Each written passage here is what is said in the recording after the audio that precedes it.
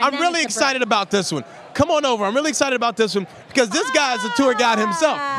He's a tour guide himself. He needs introduction whatsoever. What's going on, guys? Good to see you, man. I'm doing well. Although we do need to learn why you're here. So Shermann Dilla Thomas, but oh my gosh, yes. So we got all right, as well as Eric Seals, Donnie Seals Jr., and this is the entry from You Don't Know Shy. Yes, you don't know You're making sure people do. Yes, that's what the show is all about. My partners, Digifé and I, want you to stop pretending like you know Chicago and watch You Don't Know Shy so that you can learn about your city.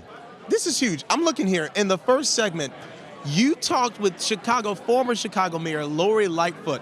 How was that? This was in Logan Square, I believe, when you had that conversation. Yes. It was amazing. You know, one, she was a little more relaxed because she wasn't in office, so she didn't have to guard her words. And it was cool to see that she cares so much about the neighborhood. And then Logan Square has such an amazing history. It was fun to be out there. We had some good food that day. We had some drink. We hung out. And we had a police detail. Made me feel special.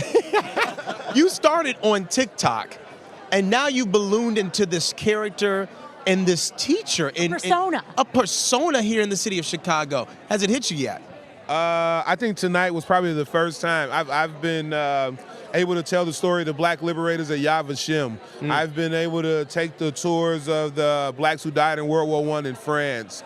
And I've always featured their stories and thought that was why I was here, to tell their stories and to win as the storyteller. It was like the first time it hit me.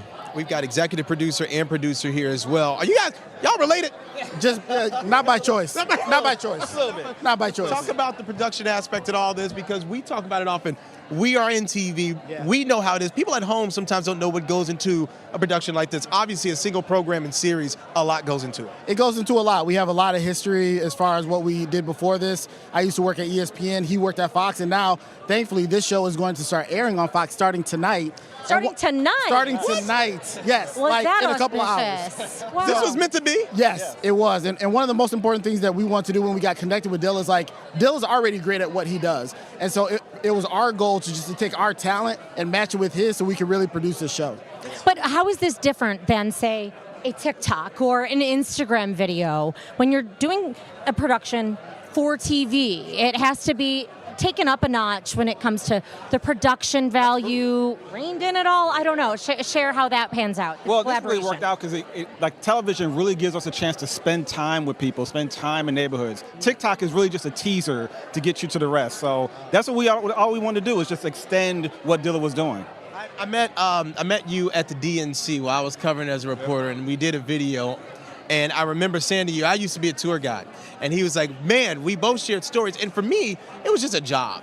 But after watching you, you realize you're sharing other people's stories in a way. And I didn't realize I was a journalist before I was a journalist. I was going to say, this really seems fitting to me. I see this whole path. It makes sense now. I know. You might not have known, but I know. Talk about that. How do you connect the dots? You went from just educating people, but you're telling stories that for so long have been unearthed. Yeah, I that's my goal, right? I think if we don't tell those stories, they won't live on, right? And someone has to do it. And that's the way we've been kind of keeping history for a very long time, right? It's mostly been oral historians. This whole writing thing is really, really new. And when you sit down with people and you have conversations and you learn the history and you disseminate the history orally, there's more of a connection, right? Everything I've said on TikTok or I've said on You Don't Know Shy, I could have typed it out and turned it into a book, right? But you feel the connection when you watch it. You feel the intonation. Oftentimes, I don't think I'm the storyteller. I think the people who I'm talking about are telling their own stories through me.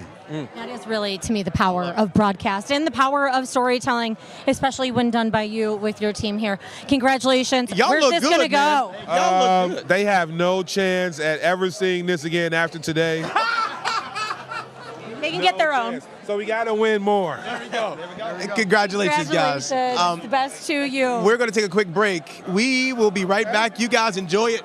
Enjoy it. This is fun. We've got so many more coming. I think the red carpet is filling up. We are having a blast. Yes, the red carpet is filling up. There's so many words, but I think it's still a short break. So we'll be back with you in just a jiffy.